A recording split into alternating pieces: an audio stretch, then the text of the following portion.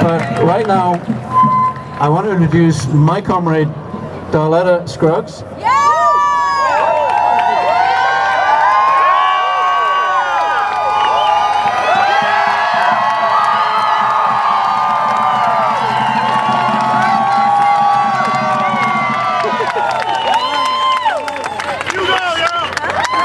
From Movement for Bernie and Socialist Alternative. Are we ready for round two? Are we ready for round two? All right.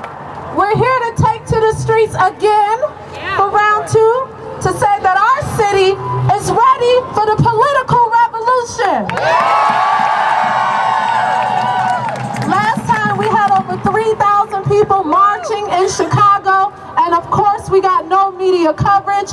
It looks like the media and the journalists took off that day. They had a day off. Chicago showed up, and we showed out, and we said we will no longer tolerate business as usual. But we can see that the corporate media continues to give people like Donald Trump free advertisement.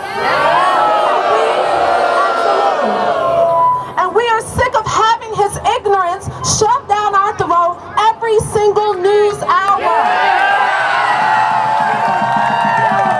And let's not forget about Hillary. And you may ask, well, which Hillary are we talking about here? Because it looks like Hillary Clinton has an identical twin that is a progressive who is also running for president of the United States. So which Hillary are we talking about? Because apparently we're not talking about the candidate of Wall Street Hillary, or the Hillary that called poor women lazy and deadbeats. We're not talking about the candidate that calls black children super predators.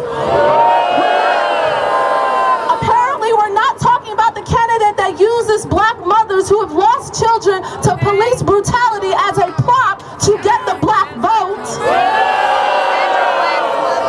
Because they don't want us to talk about the Clintons and their role in mass incarceration and the drug war. They don't want us to talk about the Clintons and they're being backed by Wall Street. We shouldn't remember the 3-strike rule that incarcerated many people of color. I don't know if you all saw the video that just came out of South Carolina of Black Lives Matter activist Ashley Williams. A fundraiser in South Carolina. Some people might say, oh, she shouldn't have interrupted, right? But I would have you know that she paid the $250, her in the video camera, to get in there.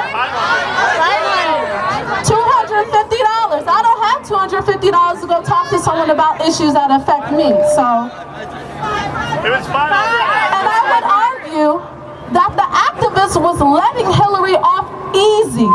All she asked for was an apology. An apology for incarcerating generations of black youth in prisons and calling them super predators. But Hillary couldn't even apologize, and she didn't. But I would say she doesn't need to apologize because she was doing her job and what she believed in. And she continues to do her job as a Wall Street-backed, anti-poor, warmongering, corporate trade-dealing candidate of the billionaire.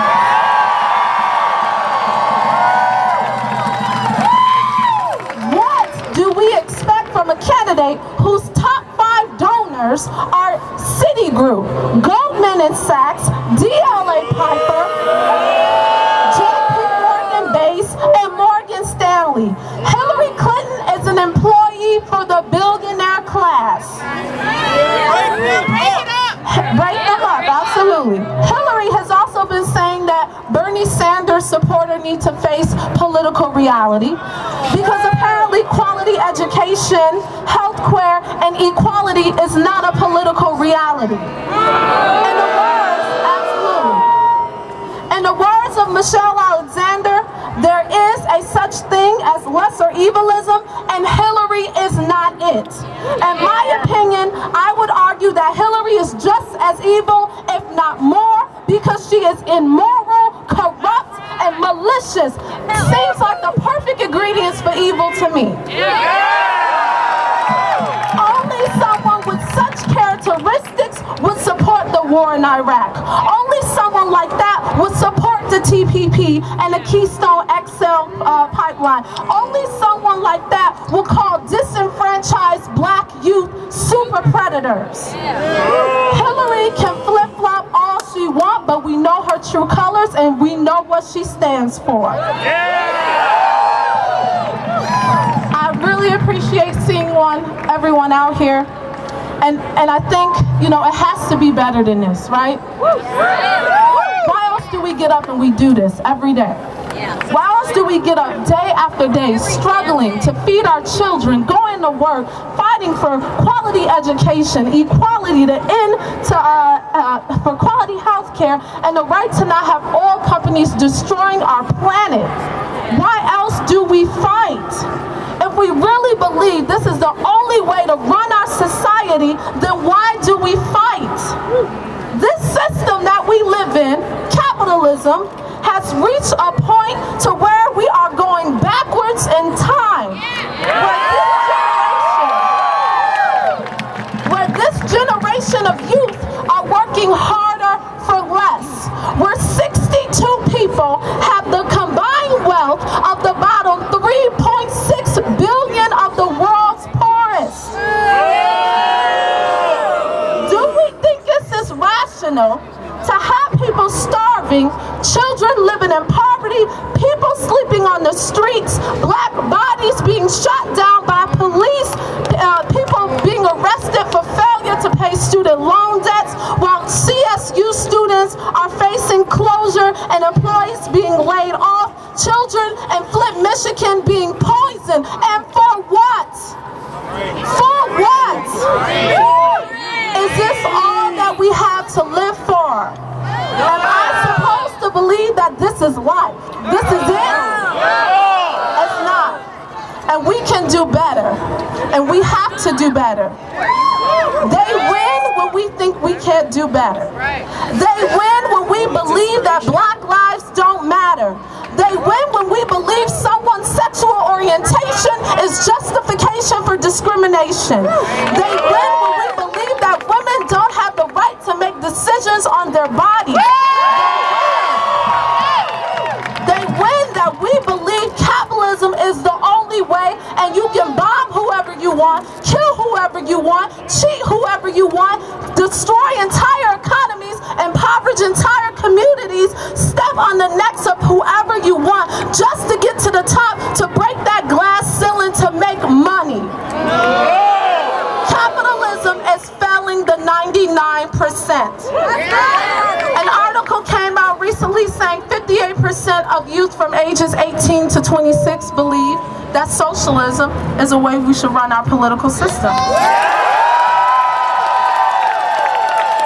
I'm 24 years old, I have a 3-year-old son, and some days the only reason I can get myself out of bed is because I am determined that his generation will not have to live in a society that puts money and property before human lives.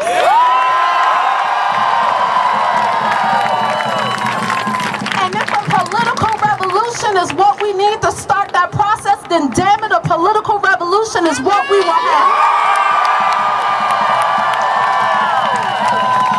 A better world is possible, and I dare say that world is socialism. I am no longer accepting the things I cannot change. I am changing the things I cannot accept.